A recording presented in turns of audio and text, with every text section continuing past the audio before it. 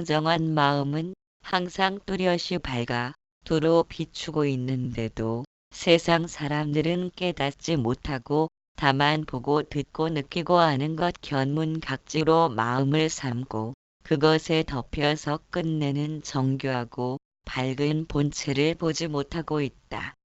그러나 당장에라도 무심하기만 하면 본 마음자리가 스스로 나타나서 밝은 햇살이 공중에 떠오르듯 시방법계를 두루 비추어 장애가 없게 된다. 그러므로 도를 배우는 사람이 보고 듣고 느끼고 아는 일거일동을 마음이라고 오인하지 말아야 한다. 이 보고 듣고 느끼고 아는 것을 텅 비워버리면 마음 길이 끊기어서 어느 곳에라도 들어갈 틈이 없느니라. 다만 보고 듣고 느끼고 아는 곳에서 본래 마음을 인식할지라도 본래 마음은 보고 듣고 느끼고 아는 데에도 속하지 않으며 그렇다고 해서 그것을 떠나 있지도 않느니라. 그러므로 보고 듣고 느끼고 아는 가운데 다만 견해를 일으키거나 생각을 움직이지 말아야 하며 그렇다고 해서 보고 듣고 느끼고 아는 것을 떠나 마음이나 법을 찾아서도 안 되며 보고 듣고 느끼고 아는 것을 버리고 법을 취해서도 안 된다. 그리하면 즉하지도 않고 여의지도 않으며 머물지도 집착하지도 않으며 종횡으로 자제하여 어느 곳이든지 도량 아님이 없다. 이 본래 근원이 청정한 마음은 항상 뚜렷이 밝아 두루 비추고 있는데도 세상 사람들은 깨닫지 못하고 다만 보고 듣고 느끼고 아는 것 견문각지로 마음을 삼고 그것에 덮여서 끝내는 정교하고 밝은 본체를 보지 못하고 있다고 하였다. 그것은 곧 마음과 마음땅의 존재가 서로 다르다는 것을 말하고 있다. 마음땅을 잊고 살기에 견문각지의 작용으로 일으킨 마음에 덮여있기에 근원이 청정한 마음땅은 항상 뚜렷이 밝아 두루 비추고 있는데도 정교하고 밝은 본체인 마음땅을 보지 못하는 것은 마음이 쉴 새 없이 요동치는 까닭이다. 마치 영화의 스크린은 언제나 늘 그렇게 변함없이 존재하지만 영상으로 덮여 스크린의 존재를 감 잡지 못한다는 것이다. 또한 다시 잘못된 길로 들어선 것은 스크린의 존재를 알고자 영상을 통해 접근하려 한다는 것이다. 그것은 가능치 않다. 스크린에 무언가라도 영상이 비추면 스크린은 영락없이 가려지고 마는데도 마음 외에는 마땅히 사용할 무언가를 알지 못함으로 쉼없이 마음을 흔들고 있다. 만일 영상인 마음에 의해 마음땅의 존재를 밝힐 수 있다면 붓다는 미륵불의 광명을 한번 보기만 하면 90억 동안 갚아야 할 죄업이 순식간에 사라진다고는 말씀하지 못할 것이다. 또한 황벽선사가 한 생각 증득하면 오랜 시절에 걸쳐 수행한 노릇이란 꿈속의 허망한 일일 뿐이라고 하지 않았을 것이다. 황벽선사는 이렇게 말한다. 당장에라도 무심하기만 하면 본 마음자리가 스스로 나타나서 밝은 햇살이 공중에 떠오르듯 시방법계를 두루 비추어 장애가 없게 된다고 하였다.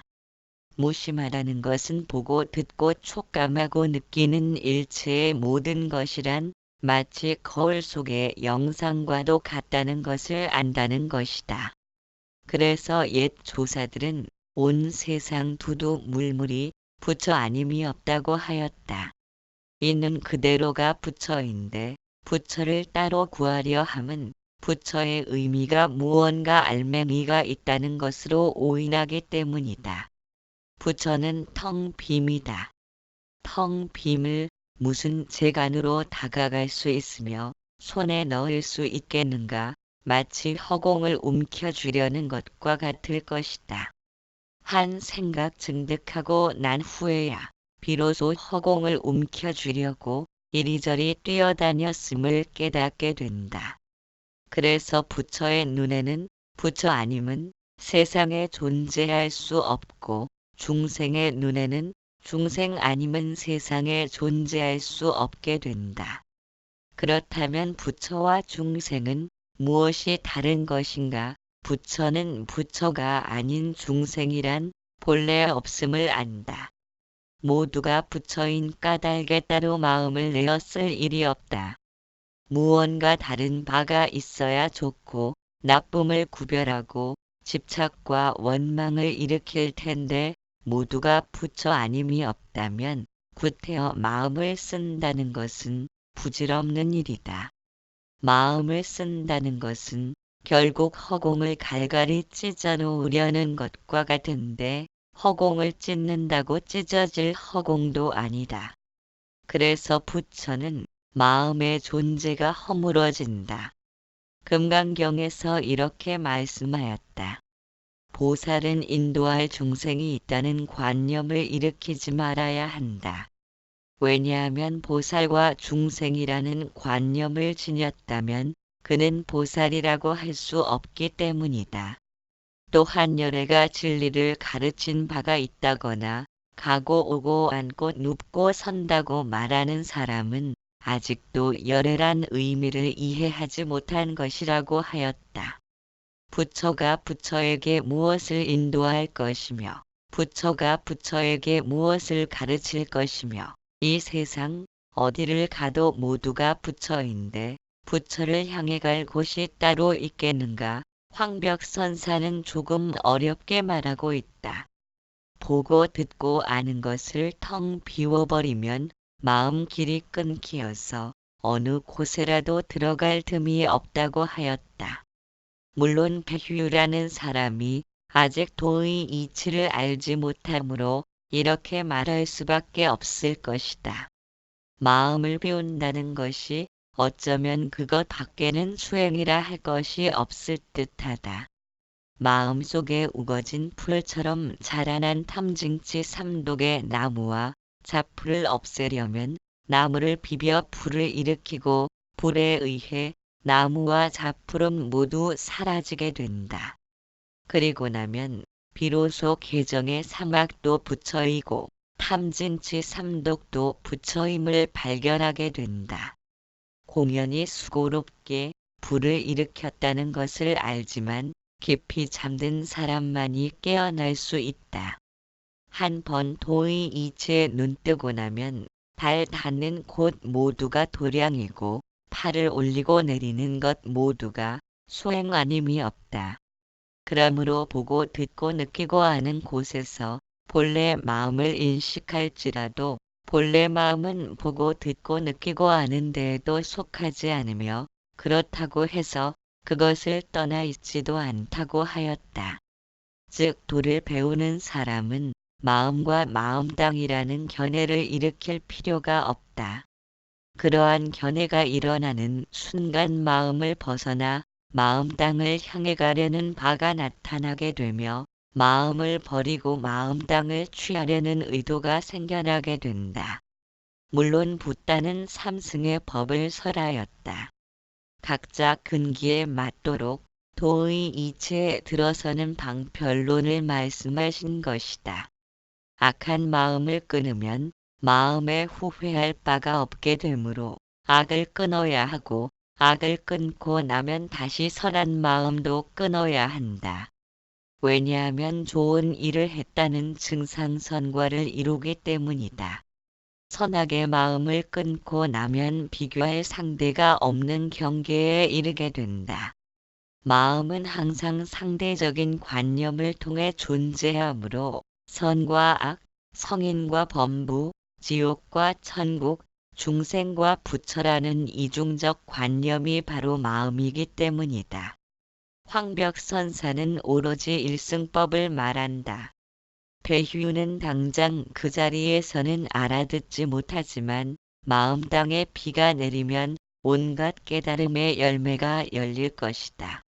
황벽선사는 이르길 도를 배우는 사람은 보고 듣고 느끼고 아는 일거일동을 마음이라고 오인하지 말아야 한다고 하였다. 즉 어떤 견해라도 마음에 담게 되면 그것이 우리를 구속하게 된다. 우리가 분별하고 판단하면서 취사의 의도를 일으키는 것을 내 마음이라고 알기 때문에 내 마음 아닌 바가 들어서게 되고 마음과 마음땅이라는 견해가 들어섰기 때문에 마음을 통해 마음땅을 넘보게 되는 것이다. 즉 마음을 텅 비운다는 것은 어떤 견해라도 마음속에 담지 않는다는 의미가 될 것이다. 그래서 옛 선사들은 이렇게 말한다. 배고프면 밥 먹고 졸리면 잔다. 거기에 무슨 마음이 필요할 것인가? 마음속에 무수한 생각이 흘러다니는 것을 텅 비우겠다고 끊어내려는 것은 하늘에 떠있는 구름을 몰아내려는 것과 같다. 구름을 몰아낸다고 몰려나갈 구름도 아니려니와 더 큰 문제는 몰아내려는 바가 있다는 것은 범부와 성인이라는 견해, 부처와 중생이라는 견해를 마음속에 담고 있기 때문이다. 그것을 놓치지 말고 보라. 왜냐하면 그것이 미륵불의 광명을 보는 것과 다를 바 없다. 심지법문 3장. 도를 배우는 사람도 자기 본심을 미혹하여 그것이 부처임을 알지 못하고 밖으로 찾아다니면서 의식적으로 수행을 하며 차례를 밟아서 깨달으려 하지만 억겁 동안 애써 구한다고 해도 영원히 도를 이루지 못할 터인즉 당장 무심함만 못하다. 망념을 일으키지 않는 그 자리가 바로 깨치는 자리다.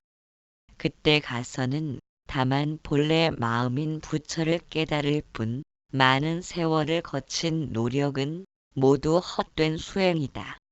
사대로 된 몸은 주림과 질병이 근심거리인데 알맞게 영양을 공급하여 탐착을 내지 않는 것이 지혜의 양식이고 제멋대로 허망한 분별심을 내어 입에 맞는 것만 구하면서 싫어하여 버릴 줄 모르는 것을 분별의 양식이라 한다. 당장에 자기의 마음이 본래 부처임을 단박 깨달으면 될 뿐이다. 한 법도 얻을 것이 없으며 행도 닦을 것이 없으면 이것이 가장 으뜸 가는 도이며 참으로 여여한 부처이니라. 한 생각이라도 참성품을 떠나면 모두 망상이니 마음으로서 다시 마음을 구함은 불가하니 학도이는 곧바로 무심함에 기합하여 있음이니 이것을 의심치 말라. 붓닦게 제자가 묻기를 도를 배우는 사람이 성불의 욕망을 지니는 것은 어떠한가를 물었다. 그러자 붓다는 그것은 좋은 일이다. 모든 성인은 마음을 가라앉히는 선정에 드는 사람을 찬탄한다고 하였다. 모든 욕망이 우리를 구속하고 왜소하게 만들지만 그렇다고 욕망 자체가 나쁜 것은 아닐 것이다. 욕망이 우리를 구속한다는 것은 욕망을 통해 집착과 원망의 거품이 뿜어져 나오기 때문이다. 사실 육신 자체가 욕망의 표현이다. 눈은 보려고 하고 귀는 들으려 하고 코는 맡으려 하고 몸은 촉감을 느끼려 한다. 어찌 생각하면 눈이 있어서 사물을 보는 것이 아니라 사물이 있기에 눈이 생겨났고 귀가 소리를 듣는 것이 아니라 소리가 있기에 귀가 생겨난 것이다. 만일 세상에 온갖 소리가 사라진다면 생명체의 귀도 사라질 것이다. 그래서 우리들 육신의 어느 것 하나라도 소용되지 않는 물건은 없다. 그것은 사물과 나라는 상대적 존재가 아니라는 의미를 지니고 있다. 그래서 생명체는 환경에 맞추어 진화를 하게 되는 것이다. 이처럼 일체 만물의 모양이 제각각 다를지라도 주체와 객체란 따로따로 나누어진 존재가 아니다.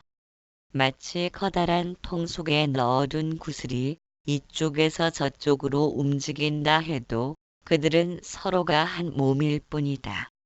그것을 알지 못한다면 이쪽에서 저쪽으로 움직여가면서 나 아닌 부처를 찾고자 하는 것은 억겁 동안을 부지런히 수행한다고 하지만 영원히 도를 이루지 못할 터인즉 당장 무심함만 못한 것이라고 하였다. 무심하다는 것은 마음이 없다는 뜻이 아니라 주체와 객체가 없음을 안다는 것이다. 내 손가락이 10개인데 그 중에서 특별히 이뻐할 손가락과 미워 죽을 것 같은 손가락은 없을 것이다. 모두가 한 몸임을 아는 까닭이다. 그것이 무심이다. 붓다는 이르길 본성을 보는 순간 온 세상의 모든 것이 끓는 물에 얼음 녹듯이 전부 사라진다고 하였다. 그것을 한 번 보고 나면 더 이상 나와 내 것을 주장할 만한 것이 존재하지 않음을 느낀다. 모든 형상을 지닌 것은 아지랑이와 같은 속성을 지녔으며 스크린을 스쳐가는 그림자에 불과한 때문이다. 마저 대사는 이르길 일체법이란 세워도 되고 싹 쓸어버려도 된다고 하였다. 일체법을 전부 세우든 싹 쓸어버리든 본심을 보게 되면 일체의 모든 것이 본심에서부터 생겨난 것임을 안다. 그래서 일체법을 전부 세우게 되면 삼라만상이 그 자체로서 부처임을 안다는 것이며 일체법을 싹 쓸어버리게 되면 세상이 끝나고 태양의 열기가 식어버려도 본심은 여전히 그대로 존재할 것임을 안다는 것이다. 보고 듣고 깨닫고 아는 견문각지가 무엇을 인하여 생겨났는지를 곰곰이 살펴보아야 한다. 눈이 본다고 생각하고 귀가 듣는다고 생각하고 몸이 촉감한다고 생각하고 마음이 느낀다고 생각하지만 견문각지는 따로따로 존재하는 것이 아니다. 눈으로 사물을 보지 못하는 맹인은 색상에 대한 관념이 없으므로 흰 구름과 같다는 소리를 들어도 그것을 이해하지 못한다. 또한 알아듣지 못하는 외국 영화를 통해서는 그것이 아무리 명작이라도 해도 보면서도 감동을 느끼지 못한다. 이와 같이 보고 듣고 배우지 못하면 마음의 관념도 들어서지 못한다. 그것은 견문각지가 일체로서 존재한다는 의미일 것이다. 견문각지가 실체적인 진실이라면 따로따로 존재하는 무언가가 있어야 하지만 그렇지 못하다는 것은 본심으로부터 생겨난 허망함이기 때문이다. 그와 같은 허망함을 기반으로 생겨난 마음이란 실제에 안다고 결론 내릴 수는 없을 것이다. 밖으로 찾아다니면서 의식적인 수행을 하며 차례를 밟아 깨달으려 하지만 그것은 자기 본심을 미혹함으로써 무엇을 부처라고 하는지 의미를 알지 못함과 같다. 만일 부처의 의미를 이해했다면 마음을 내려놓을 것이다. 우리가 경전을 배우고 선지식의 말씀을 듣는 것은 지식을 쌓아 올리려는 것이 아니다. 견해에 집을 짓고 그것을 따라 보고 들으면서 나와 내 것을 주장하기에 급급하다면 부처란 멀리 있는 것이 아닌데도 세상을 한 바퀴 둘러보아야 찾을 것이라고 생각함과 같다. 그래서 달마대사는 이치를 알지 못하고 도를 닦는 것은 몸만 구속할 뿐 도움이 되지 못하므로 이치를 알고 도를 닦아야 결실을 얻는다고 하였다. 황벽선사는 철저하게 도의 이치를 논하고 있다. 우리가 마음땅이 없다면 마음도 생겨날 수 없다. 마음과 마음땅이 서로 다른 것 같지만 다른 것도 아니며 또한 다르지 않다고 해도 같은 것도 아니다. 이러한 문제를 안고 있기 때문에 언설로는 다가설 수 없는 노릇이기도 하다. 언설로서는 같으면 다르지 말아야 하고 다르면 같지 않아야 한다. 마치 달과 달빛이 있지만 달이 달빛은 아니고 달빛이 달은 아닐 것이다. 그 둘은 떨어질 수도 없고 또한 하나로 섞일 수도 없다. 마음과 본심도 그와 같다. 다만 선후를 논하자면 달이 있으니 달빛이 생겨남과 같이 본심이 있으므로 마음이 생겨날 수 있는 것과 같다. 나무의 그림자가 생겨날 수 있는 것은 나무란 존재가 있는 까닭이다. 언설로서 본심에 다가서려는 것은 나무와 그림자를 서로 다른 무엇으로 본다는 의미이다. 황벽선사는 이르길 망념을 일으키지 않는 그 자리가 바로 깨치는 자리라고 하였다. 우리가 무엇에 대하여 생각하건 그것은 도의 이치를 벗어나 있다. 생각이란 곧 언설인 까닭이다. 마음은 언설로 피어난 아지랑이와 같아 생멸의 속성을 지녔지만 마음 땅에는 언설이 들어설 자리가 없다. 그래서 생멸의 속성이 아니고 늘 항상 하는 성품이라고 한다. 우리가 마음 땅의 존재이므로 세상 사람 모두를 깜쪽같이 속일 순 있어도 스스로를 속일 수는 없다. 마음 땅이 언제나 변함없이 두루 비추고 있기 때문이다. 우리가 무엇을 하든 간에 낱낱이 알고 있다. 어떤 의도를 지니고 저 사람에게 이런 말을 하는지 자신은 알고 있다. 만일 마음 땅이 없이 마음만으로 존재한다면 인간은 항상 행복감에 빠질 수 있다. 남을 속이듯 자신도 속일 수 있다면 보기 좋은 사물만 보고 듣기 좋은 말만 골라 들을 수 있기 때문이다. 그러나 그러기 위해서는 보기 싫은 사람에게는 눈을 감아야 하고 듣기 싫은 소리를 안 듣기 위해서는 자리를 피하거나 귀를 막아야 한다.